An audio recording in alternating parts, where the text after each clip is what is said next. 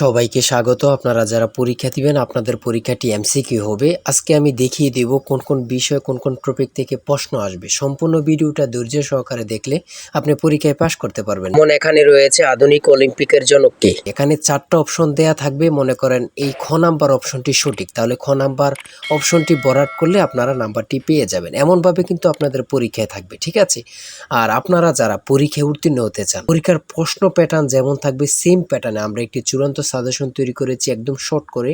এই চূড়ান্ত সাজেশনটি নিতে স্ক্রিনে দেওয়া হোয়াটসঅ্যাপ নাম্বার রয়েছে, ইমো নাম্বার রয়েছে, দুটোর মধ্যে যে কোনো একটি মেসেজ করে সাজেশনটি সংগ্রহ করুন। সাজেশনের মূল্য মাত্র 100 টাকা। আমি বলি অবশ্যই তারাই সংগ্রহ করবেন যারা চাকরির কারণে, বিভিন্ন কাজের কারণে অথবা পড়ালেখা একটু দুর্বল, তারা প্রত্যেকে আমাদের সাজেশনটি সংগ্রহ করবেন।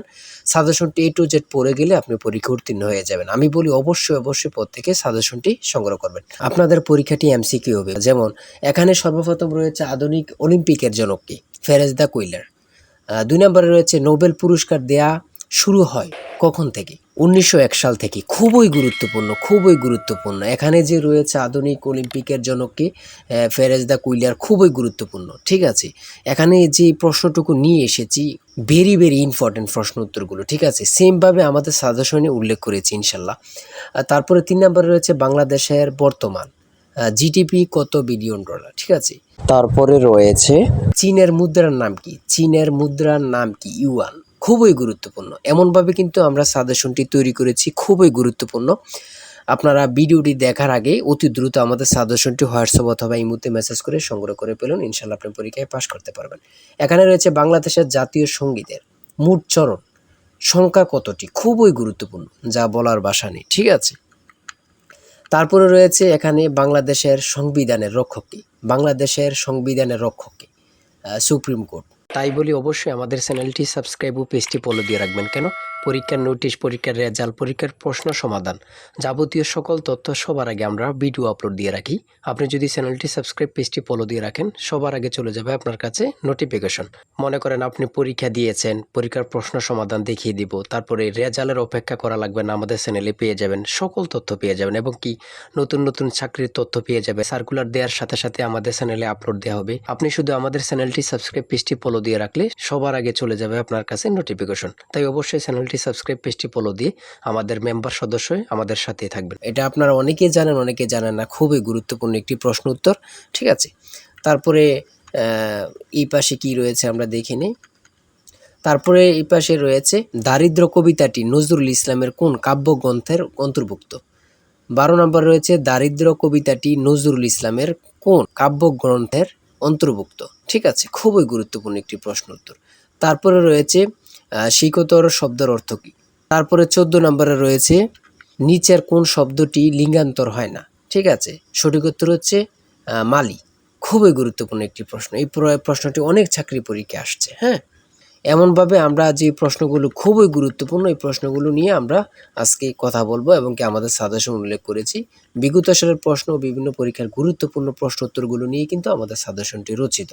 যেমন এখানে রয়েছে সমার্থক শব্দ থেকে একটি প্রশ্ন আসে।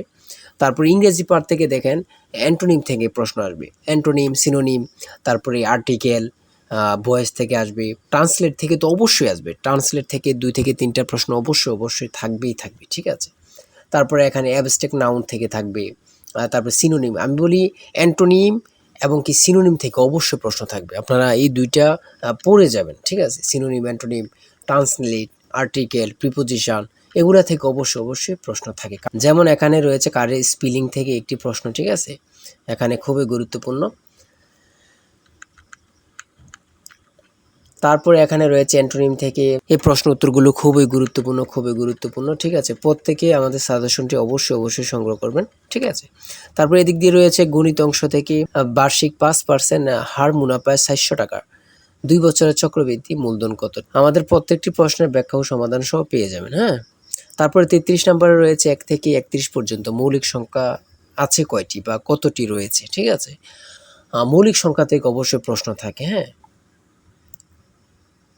তারপরে এখানে রয়েছে একটি সংখ্যা 560 থেকে যত কম 380 থেকে তার 3.5 গুণ বেশি, ঠিক আছে? এগুলো কিন্তু একদম ইজি। একটু ঘুরিয়ে পেঁচিয়ে দিয়েছে বলেই হয়তোবা আপনাদের কাছ থেকে একটু কঠিন মনে হতে পারে, ঠিক আছে?